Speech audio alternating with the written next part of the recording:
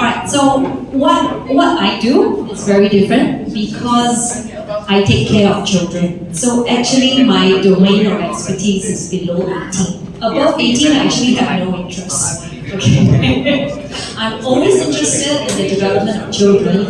Well, because number one, I'm a mom of 3 kids. And guess what's in my bag? Any parent wants to give a guess? What will come out of my bag?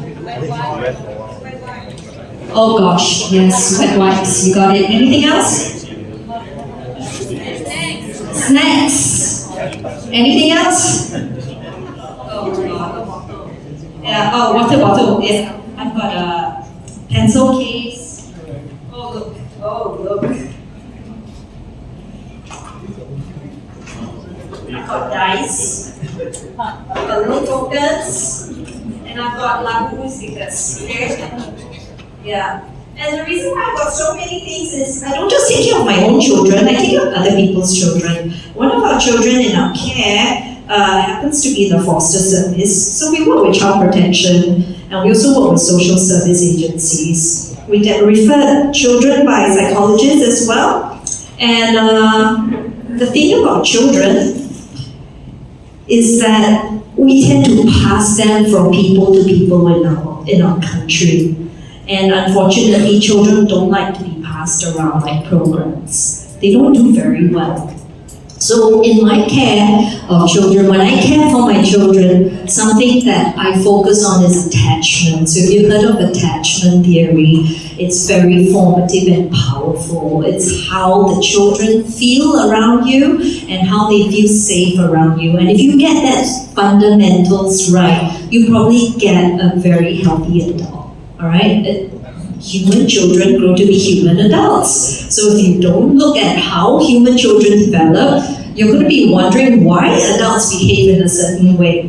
And my personal matrix is the attachment models. So if you look at how people attach to each other, you can sort of guess if it's going to be a difficult relationship later on, if it's going to be a very nice and cordial, mutually respectful relationship. A lot of things come out of our interactions with children. So my long-term work of caring for my own children makes me very aware that I have to be a securely attached adult to them and with them.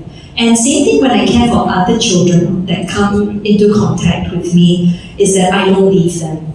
So, at Me Chai School, Kheng Soon talk about students having the power to hire and fire. That's the same thing at my work at Little U. When we care for children, we tell them, you can hire and fire me, but I will never leave. So that's a very fundamental promise when working with kids. We make them feel safe. We make ourselves securely grounded so that power is always on their side. Because human children are very powerless. And as a trauma-informed educator, something I learned in my trauma studies is the number one trauma in the world is childhood trauma. You cannot beat the numbers because by default, children are so vulnerable, it's very easy to hide things, right? And you would be so sad to know that Singaporean adults have reported 2 out of 3 have adverse childhood experiences. So which means 2 out of 3 suffered abuse, whether it's at home or somewhere else, right? So if it's 2 out of 3 Singaporean adults, then by default, 2 out of 3 children today in our system would be going through harm right now. But we don't see that data. In fact, what we see is a very sanitized version of life. We see children being moved from programs to programs, going up, P1, P2, P3, and thinking, that's going to be a good life for you. I'm doing so much for you. Why can't you study hard? Why can't you be compliant and do what I say? Why are you still jumping off the walls? Why can't you remember what the teacher says? Why are you so disorganized? Because in our bid to regulate ourselves as human adults, we expect them to behave as we do. And that brings into question is how were we brought up? How were we attached? What happened in our interactions? Why do we demand this of children? So if you imagine 2 out of 3 human adults suffering from abuse, imagine what happens in the families to 2 out of 3 children in Singapore today. The numbers don't lie. Healthcare studies is going to show in future just what's happening. So it is our duty that we care for human children very well. If you want a humane, civilized society, there's just no shortcut, all right?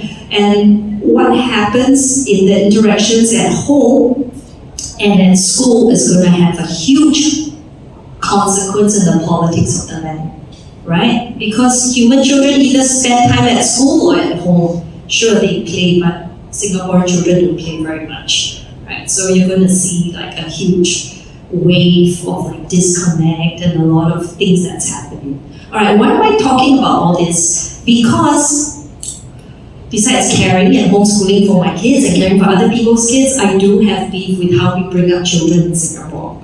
I was a teacher caring for at-risk kids, and we took in the kids that MOE couldn't take care of, right? And it's not that saying MOE is always doing a bad job, but they're really so overstretched with like big classes and stuff. So there are kids who fall through the cracks. So last time I was part of a private school, and we took in kids from Dunman High, Hougang Secondary, we took in kids from everywhere, and they all had 2 patterns that stood out. Number 1 was a disconnect at home. They weren't securely attached to their parents. And then another one was a very outdated schooling system.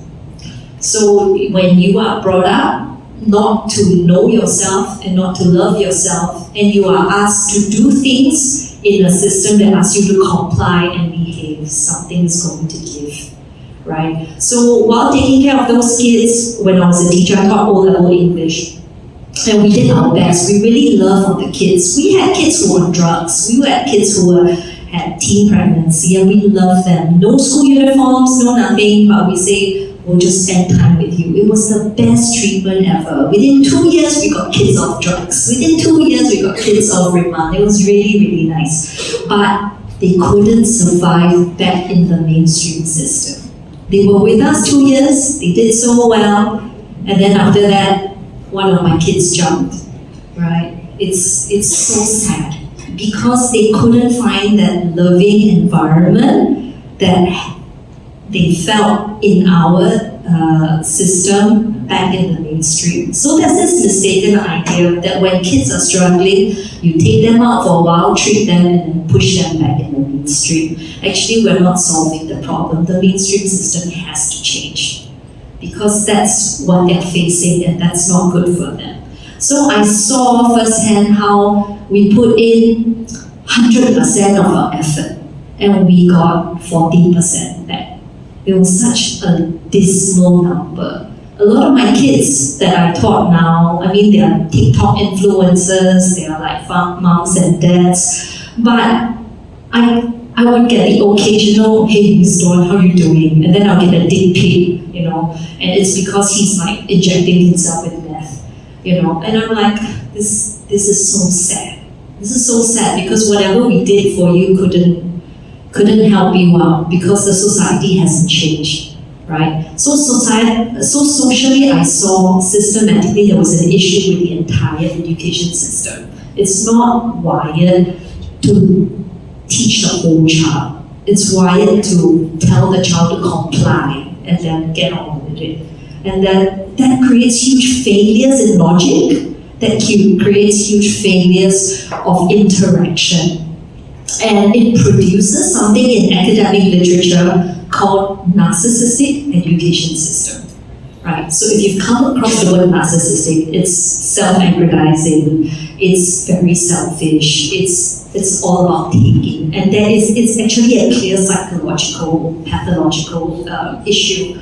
So when a lot of children grow up disconnected, unseen, and with unmet needs, pathologically, you turn society in a way you don't want to see. And that would be very clear indication of why there's so many wars and so much violence, because people can't get along with themselves inside, they can't get along with themselves outside, right? It's very clear, it's relationships first.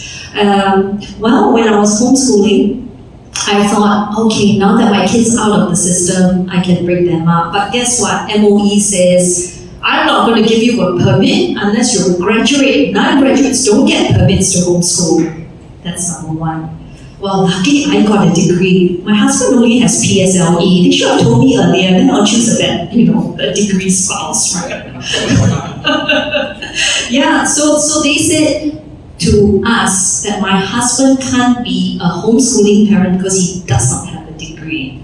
And I'm like, oh, but he teaches Chinese so well, there's nothing wrong with him. No, you have a degree, you are the main homeschooling parent, you have to supervise him.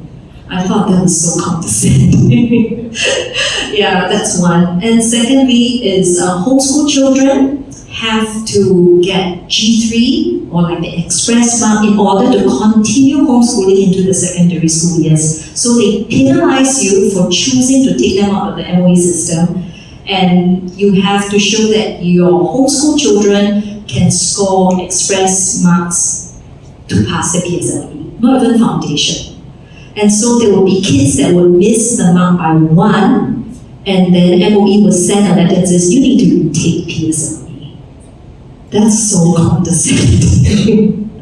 That's a product of a narcissistic culture that says either my way or the highway. I got very mad because that's not the vision of society. I went with a group of homeschooling leader friends. Grace is one of them, she's there. And I wrote to Ong Yi Kam, Minister of Education at that time, and said, can we have a meeting? This is very unfair. And he set me up with a director who was part of the CEI. It was the grossest meeting I've ever been in. All right, 5 of us, all parents, some with special needs kids. And I asked the director, even if you don't want to give our neurotypical kids the same, benchmark, could you give it to our special needs kids then? Can our special needs kids just not do the benchmark? And she was rubbing her jade ankle.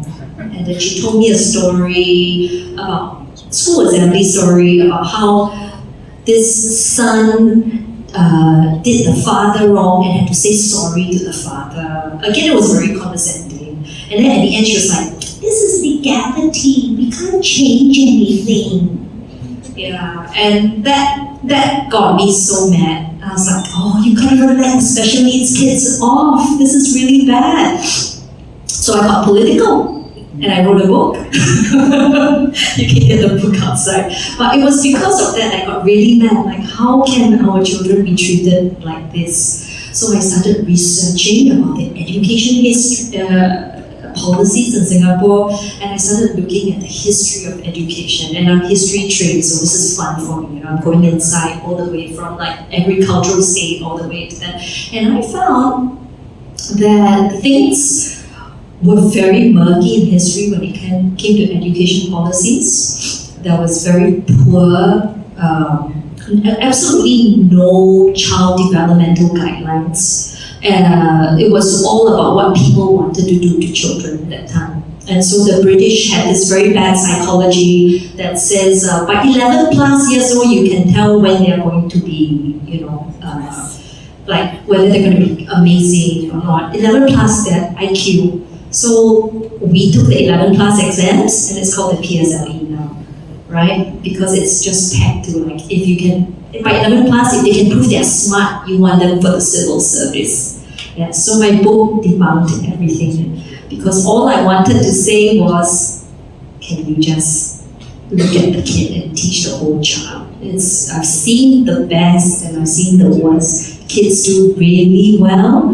when they feel secure. Kids do really well when the education system is for them and not against them. They do really well when it's all about healthy relationships. I think these are the kind of keywords that I'm hearing from you guys as well on the ground. You all know that interaction is key, and it starts from young. Okay, so maybe just to end off, I'm very good with time. So I created a QR code for different learners. For me, really, the idea of a university follows learners. In fact, the question I keep asking, the Madani working group is who are the beneficiaries? I mean, I like big ideas, I'm an ideas person, but who are we targeting? Who is this university for? Because if you don't have beneficiaries in mind, it's just like any other universities. Who are the ones in ASEAN we are not looking at? Who are the ones we refuse to put money to? Who are the ones that are underfunded and always left out of the equation? And I came up with 3 groups. Kheng Soon already has a heart for poor ASEAN youth. I said special needs adults. I think they're very, very overlooked. And also something that the group already is doing is intergenerational learners. I think if we can come up with ideas that will bring these 2 groups together, it's going to be a very exciting project. One that cuts across political bullshit, because politics doesn't fund special needs adults, you know, and one that cuts across aspirations where people are competing for the best jobs. Because when you give your money and time to the least and the lost, everybody wins. So I'm really looking forward to a future that we can build together that has beneficiaries that are overlooked in mind, and hopefully we can bring to the surface the stories from our homes, people who were left out in our families, you know, even we ourselves. And I hope that by viewing the QR code, you can see my contribution to this great conversation. Thank you, Sarah.